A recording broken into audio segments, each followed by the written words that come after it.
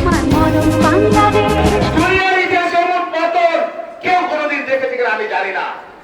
কুস্তির ছাও পোনা বৃদ্ধ আমার বইটা একটা পাও ছাই পোনা বাংলাদেশে খুঁজে পাবেন না।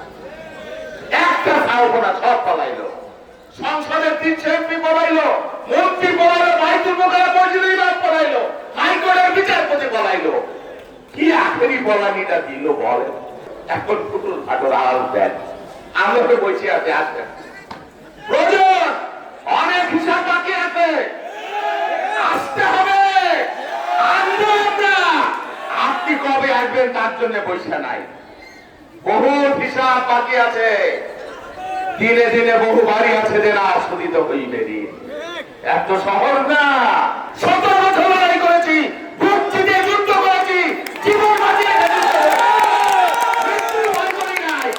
বড় বড় কথা কইছেন 3 দিন আগে হাসিনা পালায় না, আর 3 দিন পরেই পালার কথা। ওইসব আওয়াজ মাওয়াজ দিয়ে লাভ নাই। আমরা কইতে পারি, আমার নেতা ছিলাম, আমার মন নাই। জীবনের ঝুঁকি নিয়ে মুক্তিযুদ্ধ করেছেন, স্বাধীনতার ঘোষণা দিয়েছেন, আর আওয়ামী লীগের সব নেতা লুঙ্গি পরে ওপারে পালাই চলে গেছে। খালেদা জিয়া পালাই নাই। খালেদা জিয়া আপোষ করে চলে যেতে পারতেন। মৃত্যু ঝুঁকি একদিকে, তার মৃত্যু অন্যদিকে হাসিনার শাসন। হাসিনার শাসন মানেন নাই, মৃত্যুকে মেনেছেন।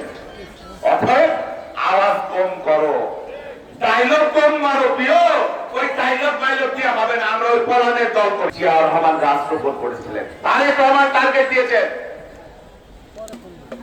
25 কোটি গাছ রোপণ করবেন। অন চাইল্ড অন ট্রি, একটা শিশু একটা গাছ। আমরা সেই কর্মসূচিকে এগিয়ে নেবার জন্য আজকে গাজীপুর থেকে শুরু করলাম।